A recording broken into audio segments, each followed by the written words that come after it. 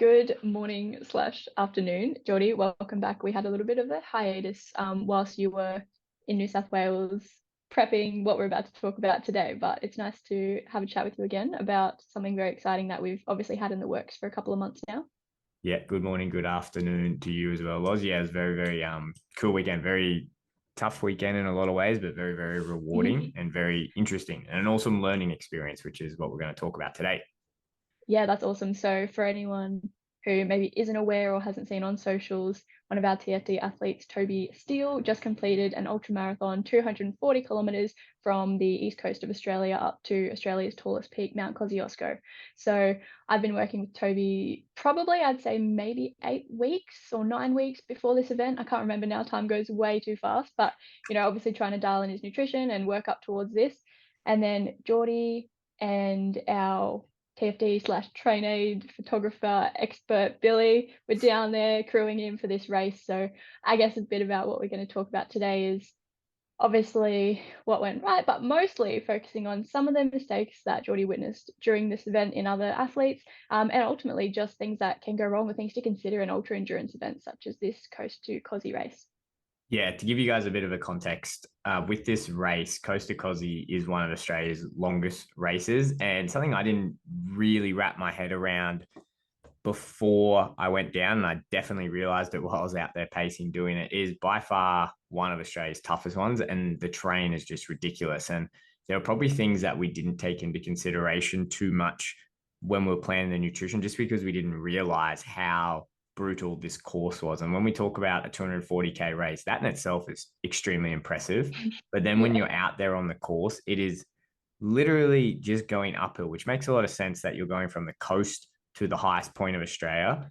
The whole course is just uphill, and that's no exaggeration. There was very few times where we had long-standing flats. You probably out of the say 40 hours that it took Toby, and Loz is going to talk to Toby later on in the week, but out of 40 hours, I would say over 3/4 of that was probably spent going uphill. And that's not an exaggeration. And that's with the last 65 kilometers all going uphill and the last 20 of those 65 going up the top of Mount Kosciuszko. So I guess we had a big grand plan for our nutrition, and you kind of had to adjust on the fly. And Loz and Toby are going to talk about that.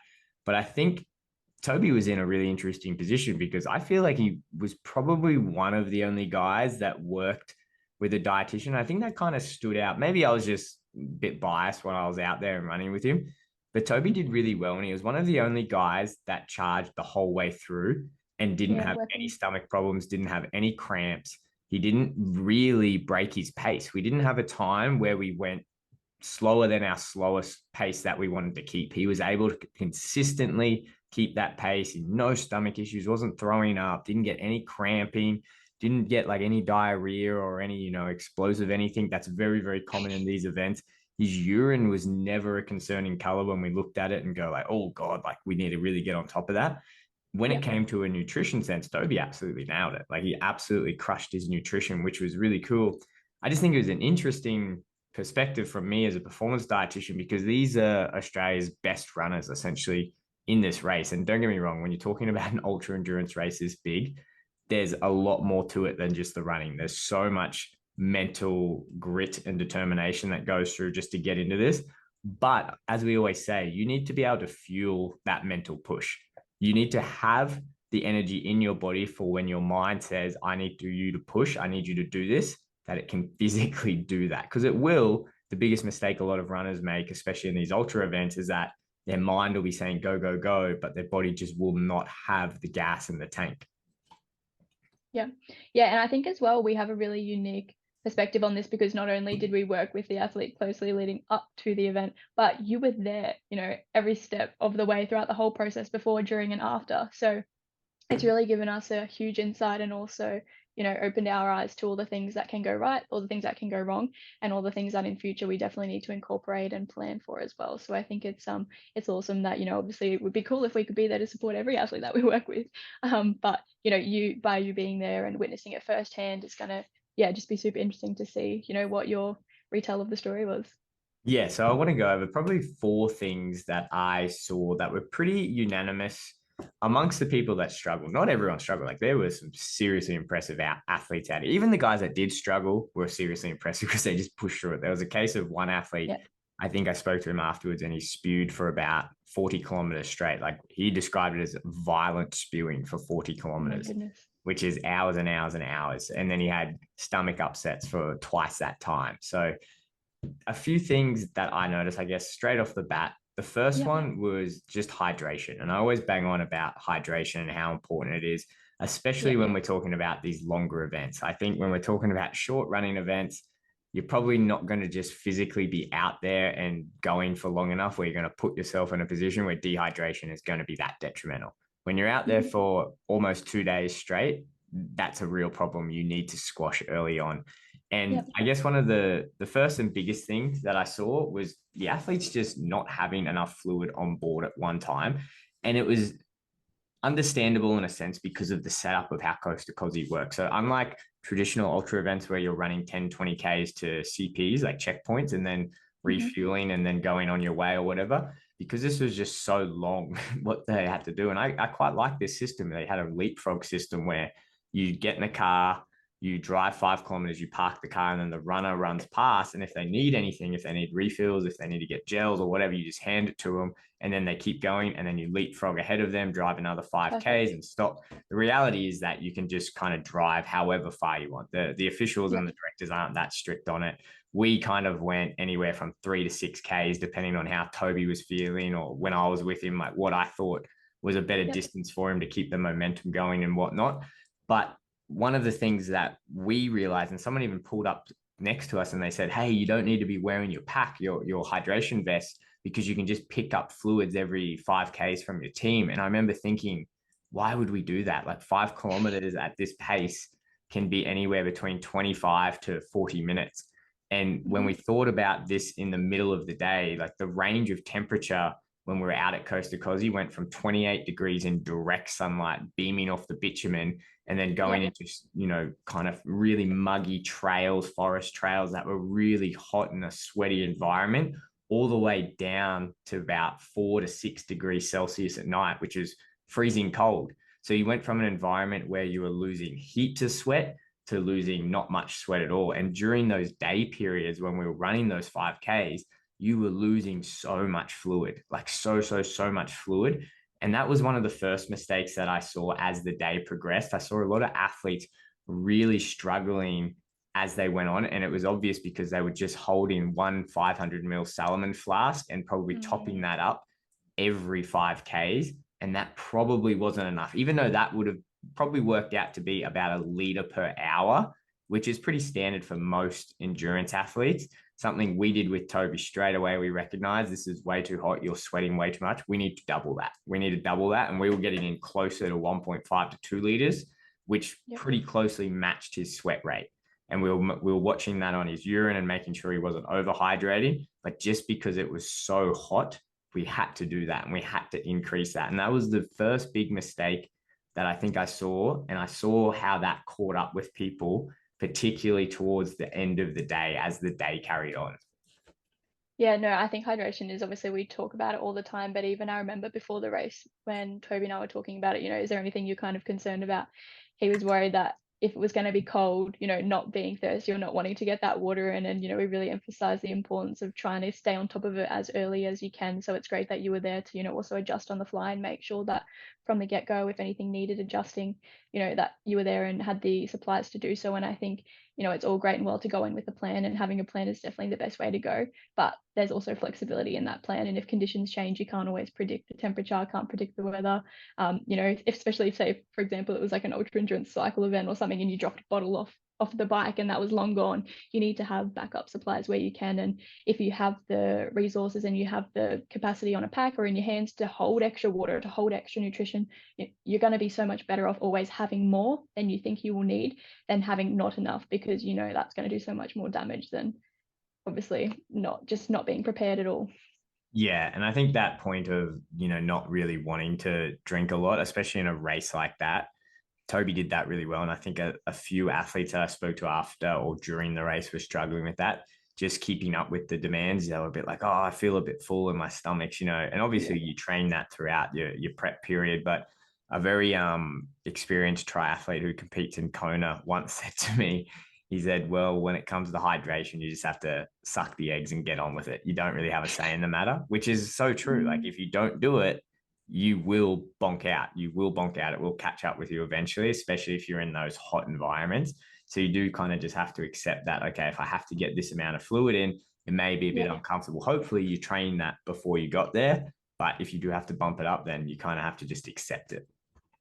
Yep. And I think male athletes are always a bit luckier as well. It's probably easier to stop every so often to go to the bathroom, if you are overhydrated, so to speak. But no, okay, that's a good one. Hydration, I think, is definitely a priority and one of the biggest kind of mistakes you saw. So what was another thing that you noticed from other athletes? So the second biggest thing that really stood out, and I saw this probably with, I'd say 4 or 5 athletes as me and Toby were running past. And it was interesting because I was pacing him for pretty much half the event. So I got to see how all these other athletes progressed. And, some were going really hard at the start and really well. And then, they hit these periods where they bonked. And I'm not saying like they all still finished. They're still Of course. incredibly impressive. I just often think, well, maybe with a few tweaks, they could have avoided these, down periods. You're always going to have down periods, but maybe you could have avoided it. And one of them that I thought was pretty consistent was seeing this Lucozade bottle. It popped up with a lot of athletes. And I even messaged our team chat and I said, hey, look at this Lucozade. Like, look how many carbs. And we had a discussion about this very thing the night before. And I probably gave Loz a bit of a heart attack because she thought I was going to give it to Toby. But essentially, when you're drinking carbohydrates in an endurance event or any event, really, we want to get a carbohydrate drink that has a certain percentage of carbohydrate relative to the amount of fluid that is in that drink. And the reason we want to do that is because the mechanics of how our stomach works. So when we drink fluid, it goes down our esophagus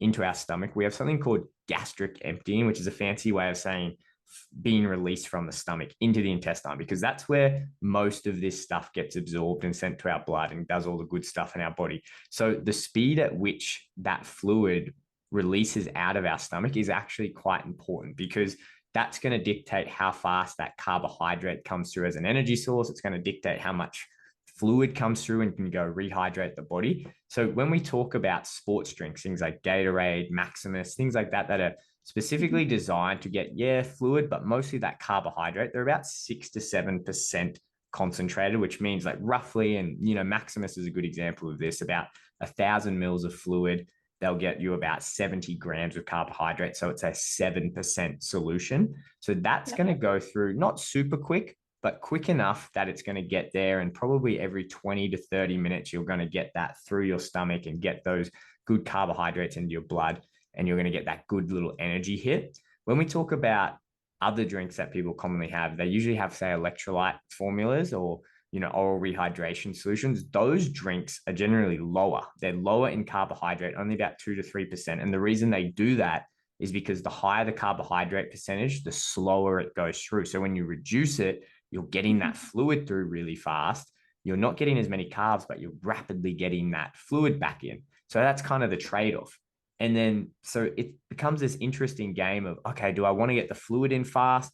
Do I want to get the carbohydrates in? Or do I want to just pile in carbs and just accept that it'll go through the system really slow? And where you generally want to land is kind of in the middle and kind of swapping between them. And we a lot of those really good drinks that you'll see a lot of endurance athletes use are kind of in the middle. They have a good amount of carbs, a good amount of electrolytes. They won't go through rapidly quick, but they won't go through super slow. So they're kind of in the middle. And, sports drinks like Maximus's and even Coca-Cola, which is about 10%, is pretty good because it'll still go through a bit slow, but you get a lot of carbs from it. What I saw with this Lucozade is that lots of athletes obviously read that it had heaps of carbohydrates in it, and it's only in a 300 ml bottle, but the concentration is about 18%.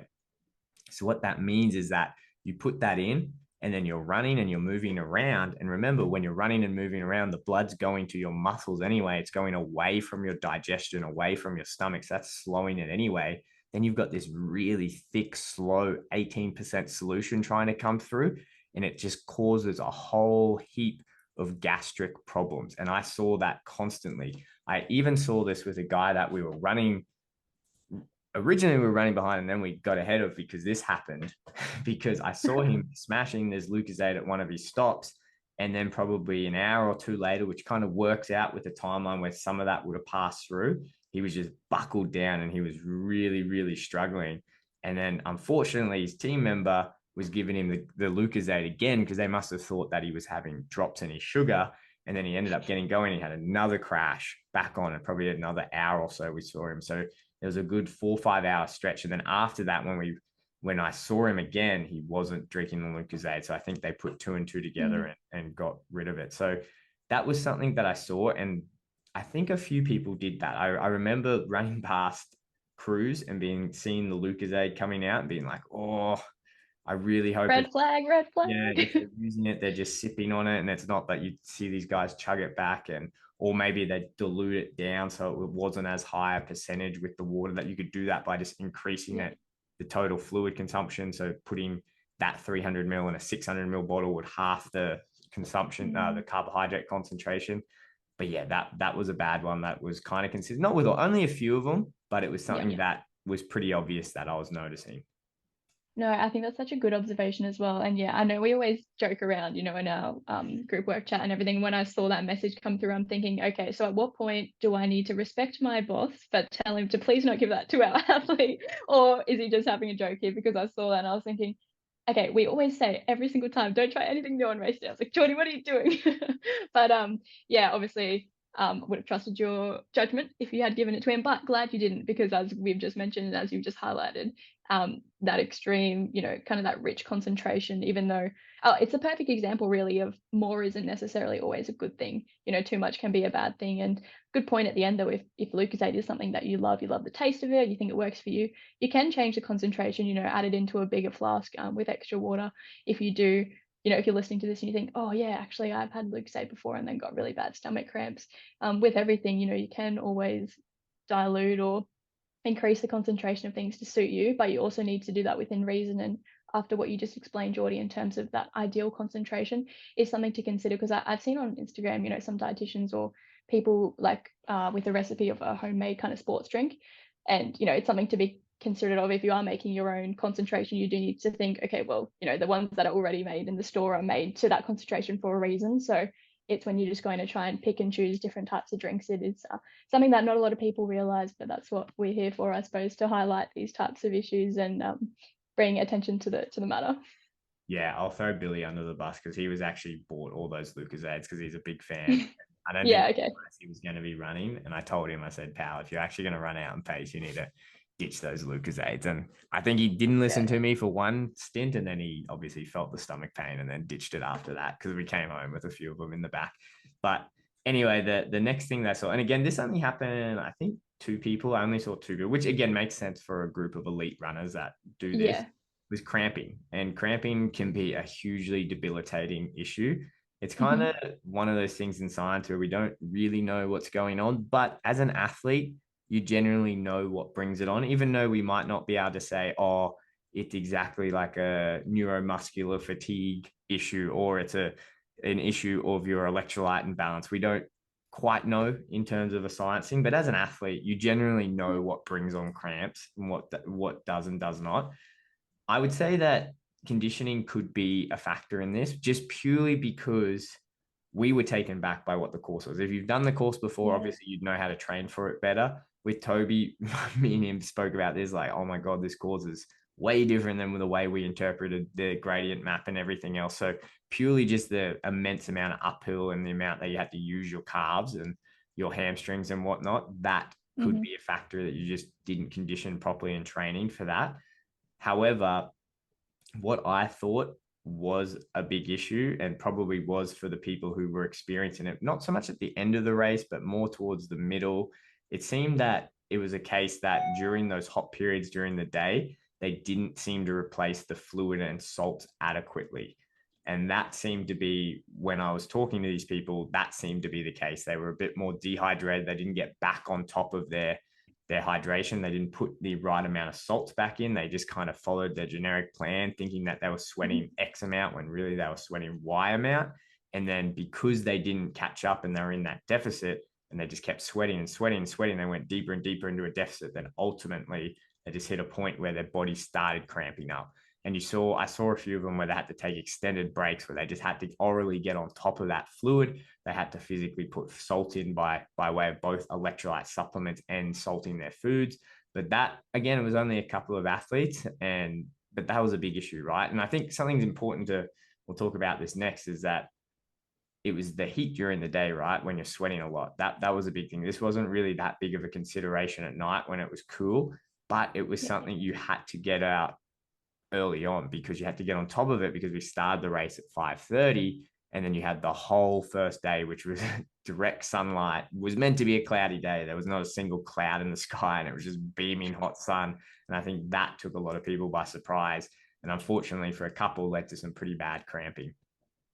Cramping is such a tricky one, hey, because there's I think it's the altered neuromuscular function, and then there's the electrolyte hydration imbalance theory as well. And I think, like what you said is true in terms of athletes of that caliber. It's probably not due to a lack of conditioning, but more so that imbalance between hydration and electrolytes. But I was super pleased that Toby didn't experience any cramps on that event. And to be honest, he had mentioned he doesn't often cramp in training, which is really good. But you still, I think 240 kilometers, all that incline that you ended up experiencing, it was awesome that at least he didn't. Did you get any cramps at all while you were pacing, Jordan? No. I guess I could talk about it a bit later, but yeah, cramping is really a big issue for me when I hit a certain Yeah, level of dehydration. And yeah. again, it could be neuromuscular. I think I'm pretty well conditioned, but after hanging out with those guys for a couple of days, I'm Mm, probably not as well conditioned as I think I am. But very yeah, humbling. dehydration is definitely a big thing for me. And again, me and Toby spoke about it, and we both kind of went on the same protocol, because we're both big salt sweaters. And I think going into that first trail, which was called Cowbell Trail, which is, if anyone has ever done Mount Cootha, Kokoda in Brisbane, it's kind of like the most renowned brutal hill here that you can train on. And it was about 10 of them back to back. And it was just so ridiculous, but we just powered up it because we had to get it done and we wanted to catch up on some time. And Mhm. I lost a lot of fluid then, but luckily, because I was smart about how I was replacing it, and I was kind of had to set the example for Toby, we managed to both get out of that pretty well, and we avoided cramps pretty confidently. We both knew we were sweating a lot and losing a lot of salts, because we could see the salts. We both had the black Solomon vest, and Yeah. they were just covered in salt marks. So yeah, we did pretty well staying on top in that front. Color changing hydration packs, hey? Go from black to white, the more dehydrated you become. That's a great idea. But that does bring me Um, to yeah, this the last last point, one. which is, to be fair, something which I think I should have thought about a lot more. I think I just got a bit more wrapped up in the whole totality of the event, like 2 night sessions and 2 day sessions. Mm, Maybe I just didn't think about it as much, or maybe we didn't discuss it. At least it took me back a little bit. But again, we did adjust on the fly, and we did this pretty well. But it is something that I feel a lot of people didn't take into consideration, which was surprising considering there was quite a few people who had done that, up to 9 times. yeah. Those guys, they know what they're in for. But again, it's having different nutrition tactics for different temperature ranges throughout the day. And that may sound like, oh, you're getting a bit too specific. But when you're running for 40 hours straight and you want to run at a certain time, because there's cutoff times for these. You can't just be moseying your way through. Like, this is an elite group of runners, and there's cutoff times you have to be getting through. You have to have different approaches for different times of the day. So during the daytime, like I said, it was 28 degrees, beaming hot sun. And then at night, it got down to 6 degrees. I think in some parts we were in, it got down to like 4 degrees, especially when the sun was coming up. It was Yeah. freezing cold. And in those forest trails, when you're running up and down, it's extremely muggy. You're losing an incredible amount of fluid. I think my first 2 hour stint, I lost nearly 4 liters of fluid. And that was Wow. just for two. But then I went out for a nighttime run. I went out for eight hours or something, and lost only 3 liters, 3 liters of fluid in 8 hours. So drastically different how Yeah. much we were sweating. So I think what we ended up doing, and I'm not too sure if people really followed suit, because we saw these issues with cramping and, some people really getting these low energies. And again, that just comes back to the entirety of the event. You're up for past 24 hours. You're going to be tired. You've been working hard. But different strategies that we used were, say, at nighttime, we knew we weren't going to be sweating as much. We put less focus on the fluid and sodium. Okay, this is a good time. We can bank up these carbohydrates for later on in the race. Let's bank these carbohydrates. So whenever we were doing our stops every 5, we were adding an additional, say, 30 grams of carbs every time. Hey, grab this handful of, red frogs or this sandwich or this and have this on top of your gel and then really banking them up. And I think that played big dividends when it came to the time the next day when the sun came up and we had this big incline where you don't want to be eating because it's so hot. You're bordering that overheating phase because the sun is just beaming on you. You're focusing so much on getting fluid in. So you're putting so much fluid in your stomach and you're feeling full and not too great. And it's salty. So it's not like particularly palatable. And you don't really feel like eating anything. But luckily, because you were smart in the night before, you banked up those carbohydrates, you had enough energy that you can get away with reducing that overall carbohydrate during that period. So I think that was what I noticed as well when we were coming up that second day. I don't think a lot of people took the opportunity to bank up carbohydrates during that part. And we could see that, like we really saw a lot of people bonk down and we were overtaking quite a lot of people in that last hill coming up. And I think that was a big reason why, is because they didn't back up these carbohydrates. And when the heat changed, they were trying to just run with this same nutrition strategy, but obviously they couldn't because they were experiencing all these other things. The blood was going to their muscles, digestion wasn't working as fast. So they had to sacrifice something, and that was getting in those carbohydrates, which ultimately leads to less energy levels. That's super interesting. Hey, and of course, a typical marathon or maybe just a 50K ultra, you're probably not going to be running day, night. So taking into account now, okay, changes in temperature, changes in sweat rate is super important for anyone, after they've done an event, reflecting on what went well, what didn't well. And again, using this as an experience to make sure that next time all of these things are taken into consideration, because there's so many different factors in ultra endurance sport, as you've just discussed on this call, all of these different factors. But again, it's just great that you were there to help Toby adapt on the fly. And obviously, you were in it as well. So not only looking after Toby, but looking after yourself as well and the whole crew. So it was definitely a huge feat, but such awesome learnings that have come out of this event. Yeah, really, really glad that we did that. Obviously it was awesome to see Toby crush that and get that race done. That was very, very rewarding. But again, very interesting to see that elite level group of runners. And they're seeing some simple things. It gives me a lot of confidence, right? Like there's probably a lot of good that can be done if someone really takes that ultra running nutrition space by the horns and really directs people. So I'm very, very excited to put some more info out there. I'm already talking to a lot of the people that were in the race and connecting with them, and I'm sure you'll connect with them as well, Loz. But very, very interesting. And if you are an ultra runner and you're listening to this, or you're an endurance runner, and there's other things that you notice that are these little nichey things that we might have said or you're thinking of, shoot us a message, let us know. Or even if you want to discuss them, I would love to talk to you about it, because again, we can read all the books in the world. We can read all the books and all the papers, and they really don't mean that much until you get out there and do it. That's when you really start understanding these things. So we would love to hear from you, and we'd love to hear if you had anything you want to add to this discussion. Absolutely. Yeah. If you are listening, where to find us, where to message us. But yeah, I'm excited to get into this. And also maybe I'll have to crew you next year for Coast to Kosci, Jordi. Yeah, I said to Toby, let's not say those two words for another couple of weeks, and we'll talk about what the Yeah. game plan is for next year. Yeah, I think poor Toby's probably got a little bit of PTSD from that event, but it was an awesome event, and I'm so glad to have been a part of it. And Jordi, your commitment obviously on the actual race was awesome. So yeah, I look forward to speaking to Toby later on in the week to hear his point of view and his, recount of the event. But as a spectator and as the chief nutrition and hydration expert, it was really fun. And Jordy's super grateful that you were there to adapt on the fly and to make, everything go as smooth as possible. Obviously, the course wasn't smooth. It was very much uphill, but everything else seemed to have gone as smooth as possible. So as long as you're all good, he's all good, that recovery is probably going to take a little while. Yeah, that's it. All right, Loz, we'll chat next time. Thank you.